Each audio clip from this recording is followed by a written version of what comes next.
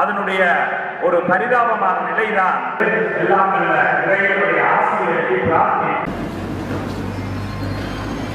வடகிழக்கு இணைப்பு முஸ்லிம் மக்களும் என்கின்ற ஒரு சர்ச்சைக்குரிய தலைப்பு எனக்கு தரப்பட்டிருக்கின்றது. என்னுடைய கருத்துக்களும் சர்ச்சைக்குரியதாக இருக்கலாம் என்றே நான் நினைக்கின்றேன். அது சில வேளை உங்களுக்கு சில சங்கடங்களையும் தரலாம். குறிப்பாக எனது சட்டக்கல்லூரி நண்பர் மௌலானா அவர்கள் என்னை மன்னித்துக் கொள்ள வேண்டும் என இந்த இடத்தில் நான் வினயமாக கேட்டுக்கொள்கின்றேன். விவகாரங்களை உணர்வு நிலையில் அல்லாது அறிவு நிலையில் அணுக வேண்டும் என்பதுதான் என்னுடைய அபிப்பிராயம். நான் அரசியல்வாதி அல்ல, அரசியல் ஆய்வுத்துறையை சேர்ந்தவன். எனது கருத்துக்கள் முடிந்த முடிவுகள் அல்ல, அனைத்துமே ஆய்வுகளுக்கும் பரிசோதனைகளுக்கும் உரியவை. எனவே என்னுடைய கருத்துக்களையும் முடிந்த முடிவாக எடுத்துக்கொள்ளாமல் ஆய்வுகளுக்கும் பரிசோதனைகளுக்குமாக எடுத்துக்கொள்ளுமாறு மிகவும் தாழ்மையாக வேண்டிக் கொள்கின்றேன். இனப்பிரச்சனை என்பது தமிழ் மக்கள் ஒரு தேசமாக தேசிய இனமாக இருப்பது அளிக்கப்படுவதுதான். நண்பர் நிலாந்தன் அவர்கள் அதை அழகாக விளக்கியிருந்தார். அதாவது தேசிய இனத்தை தாங்குகின்ற தூண்களாக இருக்கின்ற நிலம், மொழி, பொருளாதாரம், கலாச்சாரம், மக்கள் கூட்டம் என்பவற்றை அழிப்பதுதான் இனப்பிரச்சனை. அதாவது அந்த இன அழிப்பினுடைய உச்சம்தான் உயிரழிப்பு. தமிழ் மக்கள் உச்சபடியான அழிப்பை வரலாற்றிலே சந்தித்திருக்கின்றார்கள். சிங்கள தேசம், இலங்கை தீவு சிங்கள மக்களுக்கு மட்டும் உரியது என கருதுவதால் தான் இந்த அழிப்பு இடம்பெற்றது. எனவே அரசியல் தீர்வு என்பது இந்த அழிப்பில் இருந்து தமிழ் மக்களை பாதுகாப்பதாக இருக்க வேண்டும். இதற்கு கோட்பாட்டு ரீதியாக தமிழ் மக்களை ஒரு தேசிய இனமாக அங்கீகரிக்க வேண்டும். அவர்களுடைய ஆட்சி அதிகாரமான இறமையை அங்கீகரிக்க வேண்டும். அவர்களுக்கு இயல்பாகவே உள்ள சுயநிர்ணய உரிமையை அங்கீகரிக்க வேண்டும். சுயநிர்ணய உரிமையை நடைமுறைப்படுத்தக்கூடிய ஒரு ஆட்சி பொறிமுறையை உருவாக்குதல் வேண்டும். இது கோட்பாட்டு ரீதியான விடயங்கள். அதேவேளை அரசியல் யாப்பு சட்ட வடிவம் கொடுக்கின்ற போது 4 விடயங்கள் முக்கியமானவை. ஒன்று, தமிழ் மக்களினுடைய கூட்டிருப்பையும் கூட்டுரிமையையும் கூட்டடையாளத்தையும் பேணக்கூடிய வகையில் வடக்கு கிழக்கு இணைந்த அதிகார அலகு என்பது முக்கியமானது. இரண்டாவது, தமிழ் மக்கள் தங்களுடைய சுயநிர்ணய உரிமையை தாங்களே விநியோகிக்கக்கூடிய சுயாட்சி அதிகாரங்கள் முக்கியமானது. மூன்றாவது, கூட்டும் பகிர்வும் என்ற தத்துவத்தின் அடிப்படையில் ஒரு ஆட்சி பொறிமுறையை உருவாக்கினால் மத்திய அரசில் தமிழ் மக்கள் ஒரு தேசிய இனமாக பங்கு பெற்றுவதற்கான வாய்ப்பும் பொறிமுறையும் உருவாக்கப்படுதல் வேண்டும் என்பது மூன்றாவது முக்கியமானது. மத்திய அரசை ஒரு சிங்கள பௌத்த அரசாக வைத்துக் கொண்டு எந்த அதிகார பயிர்வு வழங்கினாலும் அது ஒருபோதுமே நடைமுறைக்கு வரப்போவதில்லை என்பதுதான் எங்களுக்கு வரலாற்று அனுபவம். நான்காவது, அந்த அதிகாரங்களுக்கான பாதுகாப்பு. ஒரு கையால் கொடுத்து போட்டு மறுகையால் பறித்த அனுபவங்கள் எங்களுக்கு இருக்கின்றது. ஆக இந்த 4 விடயங்கள் அரசியல் தீர்வில் உள்ளடக்க வேண்டியது அவசியமானது என்று நான் நினைக்கின்றேன். இந்த இடத்தில் தான் முதலாவதாக வருகின்ற இந்த அதிகார அலகு என்பது முக்கியமாக இருக்கின்றது. நான் ஏற்கனவே கூறினேன், தமிழ் மக்கள் தங்களது கூட்டிருப்பையும் கூட்டுரிமையையும் கூட்டு அடையாளத்தையும் பேணுவதற்கு இந்த வடகிழக்கு இணைப்பு என்பது மிகவும் அத்தியாவசியமானது. அது மாத்திரமல்ல, கிழக்கில் தமிழ் மக்களினுடைய இருப்பை பாதுகாப்பதற்கும் பேணுவதற்கும் இந்த வடகிழக்கு இணைப்பு என்பது மிகவும் அவசியமானது என்று நான் கருதுகின்றேன். கூட்டிருப்பு, கூட்டுரிமை, கூட்டடையாளம் என்பவை தேசிய இனத்தினுடைய அடிப்படைகள். இவை இல்லாமல் ஒருபோதுமே ஒரு தேசிய இனம் தேசமாக எழுச்சி அடையவே முடியாது. இவற்றை சிதைப்பது என்பது தேசிய இனத்தை சிதைப்பதற்கு சமனானது. மாறி மாறி வந்த சிங்கள ஆட்சியாளர்கள் அதனைத்தான் நடைமுறையில் செய்தார்கள். கூட்டிருப்பு சிதைந்தால் கூட்டடையாளமும் கூட்டுரிமையும் தன்னுடைய வாழ்க்கையை சிதைந்து போகக்கூடிய வாய்ப்புகள் உருவாகும். கூட்டிருப்பை சிதைப்பதற்கு ஒரே ஒரு வழி அந்த தேசிய இனம் இருக்கின்ற நில ஒருமைப்பாட்டை சிதைப்பதுதான். சிங்கள ஆட்சியாளர்கள் சுதந்திரத்துக்கு முன்னரே இதற்கான முயற்சிகளில் இறங்கி இருந்தார்கள் என்பதை நாங்கள் வரலாற்று ரீதியாக பார்க்கின்றோம். ஆரம்பத்தில் அம்பார மாவட்டத்தில் கல்வயா கூட்டத்தில் தொடங்கி இருந்தாலும் கூட அவர்களுடைய முழு கவனமும் தமிழ் மக்களினுடைய மையமாக இருக்கின்ற திருகோணமலை மாவட்டத்தை சிதைப்பதுதான்.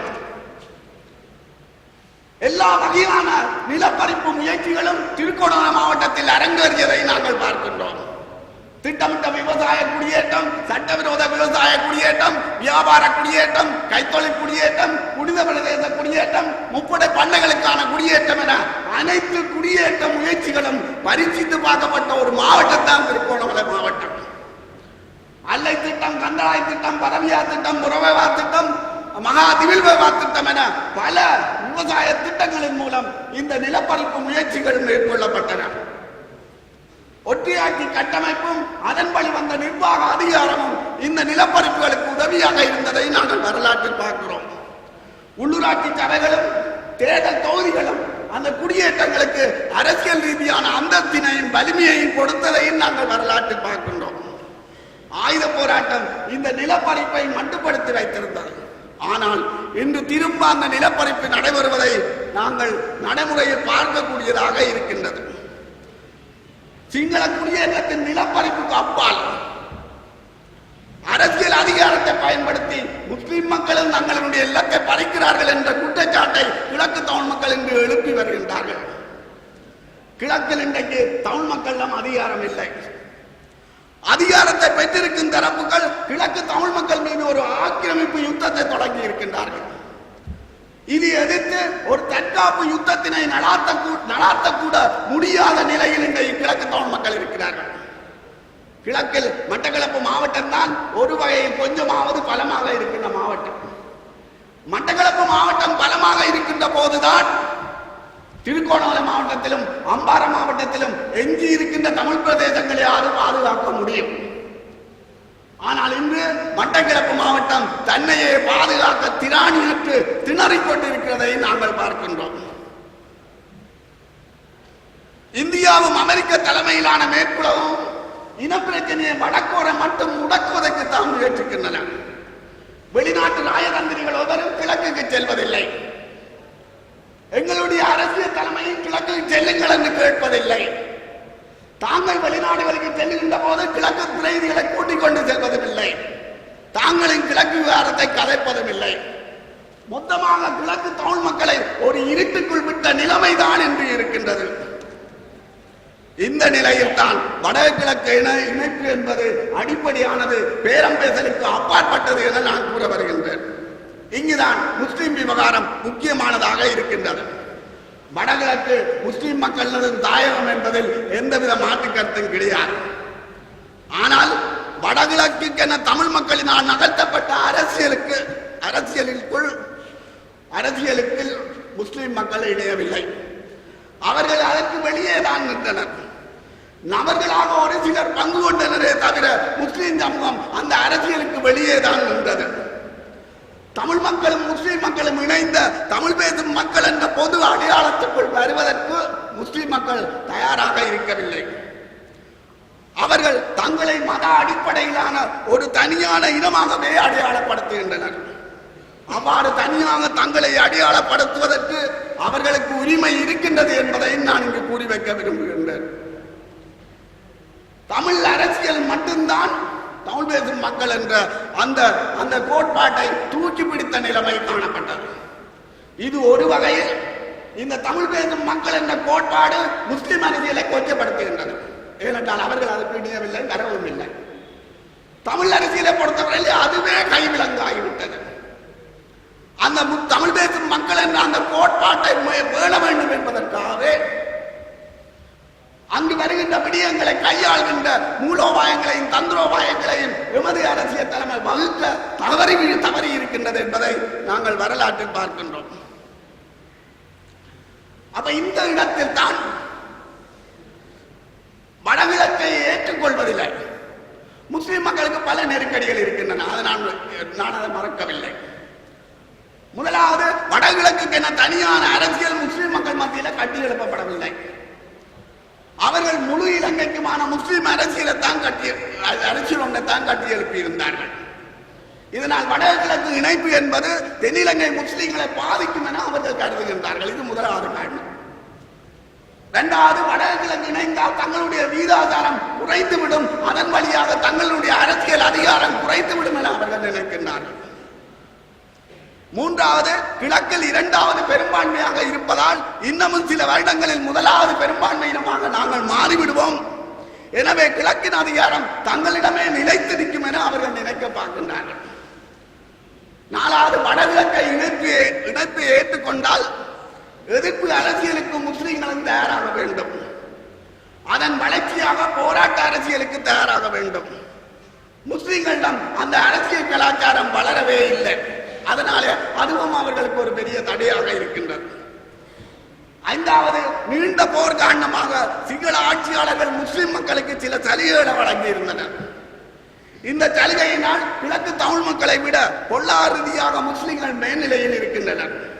இந்த சலுகைகள் நிரந்தரமானது என அவர்கள் நினைக்க பார்க்கின்றனர். ஆறாவது, ஆயுத போராட்ட காலத்தில் ஏற்பட்ட வன்முறைகள் காரணமாக கிழக்கில் இரு சமூகங்களும் ஒருவரை ஒருவர் நம்ப தயாரில்லாத நிலைமையே காணப்படுகின்றது. இந்த காரணங்களினால் வடகிழக்கு இணைப்பை விட வடகிழக்கு பிரிந்து இருப்பதுதான் தமது நலன்களுக்கு உகந்தது என முஸ்லிம் மக்கள் தற்போது கருதுகின்றார்கள். இது முஸ்லிம் பெரும்பான்மையினுடைய ஒரு உளவியல் விருப்பம். இன்று வடகிழக்கு இணைப்புக்கு சார்பாக ஒரு முஸ்லிம் கட்சியோ ஒரு முஸ்லிம் தலைவரோ அல்லது ஒரு முஸ்லிம் பொய்யன் அமைப்புகளோ இல்லை என்பதுதான் நடைமுறை உண்மை. முஸ்லிம்களுக்கு தனியான அதிகார அலகு தரப்படும், அதற்கான ஒத்துழைப்புகளை நாங்கள் வழங்குவோம் என பல தடவை கூறிய பின்னரும் நல்லெண்ண நடவடிக்கையாக கிழக்கு மாநில அதிகாரத்தை விட்டுக் கொடுத்தும் கூட அவர்கள் ஆதரவு கொடுக்க பின்னிருக்கிறார்கள். அப்ப இந்த நிலையில் தான் முஸ்லிம்கள் இணைந்த ஒரு வடகிழக்கு அதிகார அலகை உருவாக்குவது இப்போதைக்கு சாத்தியமில்லை என்று நான் நினைக்கின்றேன். அவர்கள் இணைந்தால் அது எங்களுக்கு சந்தோஷமான விடயம். அதில் அவர்களுக்கு எந்த வகையான இடம் என்பதை அவர்களோடு பேசி தீர்க்கலாம். ஆனால் நடைமுறை உண்மை, அவர்கள் இந்த இணைப்புக்கு வர தயாரில்லாத நிலைமை தான் காணப்படுகின்றது. கிழக்கு தமிழ் மக்களுக்கு இது வாழ்வா சாவா பிரச்சனை. அவர்கள் இன்றைக்கு அரசியல் தலைமையில நம்பிக்கை இழந்து பௌத்த பிக்குகளுக்கு பின்னால் போகின்ற ஒரு நிலைமையில் காணப்படுகின்றது. இணைப்பில்லாமல் கிழக்கு தமிழ் மக்களினுடைய இருப்பை ஒருபோதுமே பாதுகாக்க முடியாது. இந்த நிலையில் தான் மாற்று யோசனை நோக்கி நாங்கள் நகர வேண்டும் என நான் நினைக்கின்றேன். அந்த மாற்று யோசனை என்பது வடகிழக்கில் உள்ள தமிழ் பிரதேசங்களை நிலத்தொடர்ச்சி அற்ற வகையிலாவது இணைத்து ஒரு இணைந்த அதிகார அளவை உருவாக்குவதுதான். இந்த நிலத்தொடர்ச்சியற்ற அதிகார அலகு என்பது உலகத்துக்கு புதிய அல்ல. எங்களுடைய அண்மையில் உள்ள நாடான இந்தியாவிலேயே அது நடைமுறையில் உள்ளது. பாண்டிச்சேரி மாநிலம் இந்த நிலத்தொடர்ச்சியற்ற மாநிலத்துக்கு ஒரு உதாரணம். பாண்டிச்சேரியின் காரைக்காலம் மட்டும் தமிழ்நாட்டில் உள்ளது. ஏனாம் என்கின்ற பகுதி ஆந்திராவில் உள்ளது. மாஞ்சி என்ற பகுதி கேரளத்தில் உள்ளது. 4 நிலத்தொடர்ச்சியற்ற பாக்கெட்டுகளை இணைத்து அவர்கள் ஒரு அதிகார அளவை உருவாக்கி இருக்கிறார்கள். ஆகவே அப்படியான அதிகார அளவுதான் எங்களுக்கு தேவை என்று நான் நினைக்கின்றேன். எதிர்காலத்தில் முஸ்லிம் மக்களும் மாறலாம். முஸ்லிம் மக்கள் மாறுகின்ற போது அவர்களோடு இணைந்த வகையில் வடகிழக்கு இணைப்பை மேற்கொள்வது எங்களுக்கு சுலபமாக இருக்கலாம். ஆனால் இன்றைக்குள்ள நிலைமையில் நாங்கள் செய்ய வேண்டியது எது என்பதுதான் இங்கே உள்ள முக்கியமான விடயம். ஆகவே இந்த விடயத்தையும் கவனத்தில் எடுத்து அரசியல் சக்திகள், அரசியல் தலைமைகள் தங்களினுடைய செயற்பாடுகளை முன்னெடுக்க வேண்டும் என்று நான் நினைக்கின்றேன். தமிழ் மக்கள் பேரவை இது தொடர்பான ஆய்வுகளையும் விவாதங்களையும் நடாத்துவது நல்லது என்பதுதான் என்னுடைய கருத்து. காலத்தை நாங்கள் விரியமாக விடுவது கிழக்கு தமிழ் மக்களின் சிதைப்பிலேதான் முடியும். நன்றி, வணக்கம். அனுமாரை போல எங்களுடைய பலம் என்னவென்று தெரியாமல் இருக்கிறோம். அனுமாருக்கு தன் பலம் என்னவென்று தெரியாது. யாராவது ஒருவர் நீ பலசாலி என்று சொல்லி உருவேற்றினால் தான் அனுமார் வாளை கிளப்பி கொண்டு வெளிக்கிடுவார். நாங்களும் ஏறக்குறைய அனுமாரை போல் தான் இருக்கிறோம். எங்களுக்கு எங்களுடைய பலம் என்னவென்று தெரியவில்லை. எங்களுக்கு தேவை எங்களுடைய பலத்தை உணர்த்தும் தலைவர்கள், எங்களுடைய பலத்தை ஒருங்கிணைக்கும் தலைவர்கள், யதார்த்தத்தை கனவை நோக்கி வளைத்தெடுக்கும் தலைவர்கள். அப்படியான தலைவர்கள் வரும் பொழுதுதான்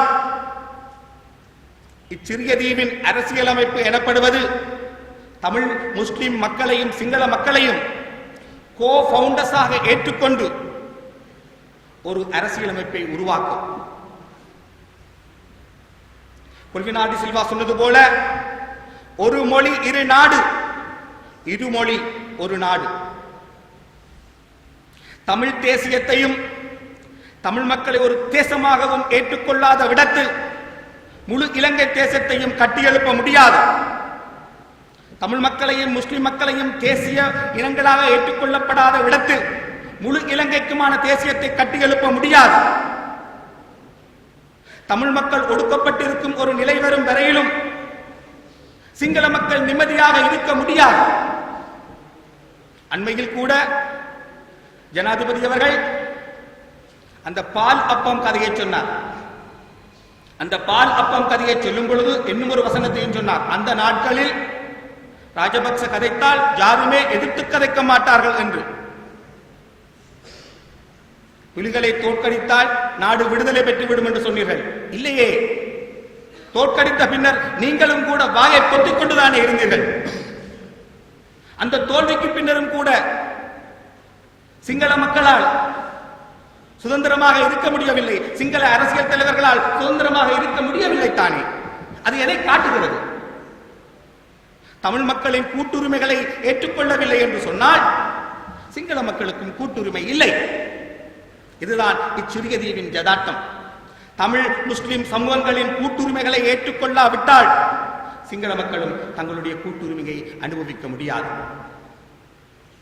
அண்மையில் நடந்த சில தினங்களுக்கு முன் ஆரம்பமாகிய இந்து மகா சமுத்திர பாதுகாப்பு மாநாட்டில் உரையாற்றும் பொழுது ஜனாதிபதி சொன்னார், இச்சிறிய தீவையும் இந்து மகா சமுத்திரத்தையும் அமைதி பிரதேசமாக நாங்கள் மாற்றுவோம் என்று.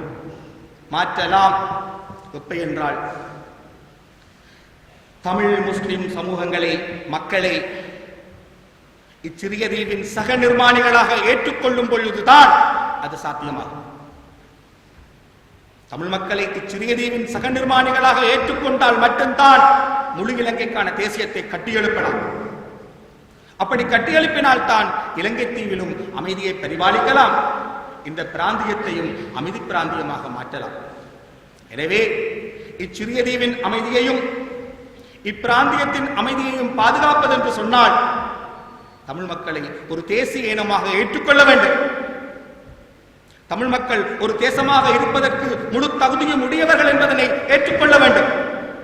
அந்த அடிப்படையில் இனப்படுகொலைக்கு எதிரான ஒரு பரிகார நீதியை இனப்பிரச்சினைக்கான தீர்வாகவும் அமைய வேண்டும். நன்றி. சுஷ்மா சுவராஜ் அவர்கள் அண்மையில் வந்தார்கள், ஒரு கூட்டத்திற்காக வந்திருந்தார்கள். அவர் பேசுகின்ற பொழுது ஊடகங்களில் வந்த செய்தியை நான் பார்த்தேன். அவர் ஜனாதிபதியுடன் பேசியிருந்தார். நாங்கள் எதிலும் தலையிடப் போவது கிடையாது, ஆனால் நீங்கள் ஒரு தீர்வு திட்டத்தை விரைவாக, ஒரு அரசியல் சாசன திட்டத்தை விரைவாக ஒரு முடிவுக்கு கொண்டு வர வேண்டும் என்று ஒரு விடயத்தை அவர் சொல்கிறார். ஆகவே என்ன விடயம் உள்ளடக்கப்பட வேண்டும் என்ற விடயத்தில் சர்வதேச சமூகம் இலங்கை அரசாங்கத்துடன் பேசுகிறதா? நாங்கள் அவர்களுடன் விரிவாக ஓப்பனாக பேசாமல் சர்வதேச சமூகம் எங்களுக்காண்டி பேசுமா என்ற பல கேள்விகள் எழுந்திருக்கின்றது. ஆகவே அந்த வகையில் இப்பொழுது இருக்கக்கூடிய இந்த சூழ்நிலை என்பது நிச்சயமாக தமிழ் மக்களை ஒரு கலவர சூழலுக்குள், கலவரம் என்று நான் சொல்வது ஒரு அச்ச சூழலுக்குள், எங்கு கொண்டு போய் எங்களை முடிவெடுத்த போகிறது என்ற ஒரு அச்ச சூழல் தான் உருவாக்கப்பட்டிருக்கிறது. நாங்கள் ஒரு நெடிய போராட்டத்துக்கு பின்பாக லட்சக்கணக்கான உயிர்களை இழந்ததற்கு பிற்பாடு எமக்கான ஒரு அரசியல் தீர்வை நோக்கி போக வேண்டிய தேவை. அதை நாங்கள் சரியான முறையில் செயற்படுத்த போகின்றோமா, இல்லது இப்பொழுது சொல்லப்பட்ட வளவள கொழுகொழு என்ற நிலையில் நாங்கள் இதனை முன்னெடுத்து செல்ல போகின்றோமா என்ற பல கேள்விகள் எழுந்திருக்கின்றன. ஆகவே அந்த நிலையில் நான் நம்புகின்றேன் தமிழ் மக்களுக்கு ஒரு பாரிய கடமை இருக்கின்றது. நாங்கள் யுத்தத்தில் சில சமயம் தோற்கடிக்கப்பட்டிருக்கலாம், ஆனால் இது இன்று நேற்று அல்ல. இலங்கை சுதந்திரம் அடைந்த காலத்தில் இருந்து தமிழ் மக்கள் இந்த நாட்டில் கௌரவமாக வாழ வேண்டிய ஒரு சூழல் உருவாக்கப்பட வேண்டும். அதற்கு சரியான அரசியல் சாசனம் வேண்டும். அந்த அரசியல் சாசனத்தை உருவாக்குவதற்கு நாங்கள் தொடர்ந்தும் முயற்சிக்க வேண்டும், போராட வேண்டும் என கேட்டு விடைபெறுகிறேன். நன்றி.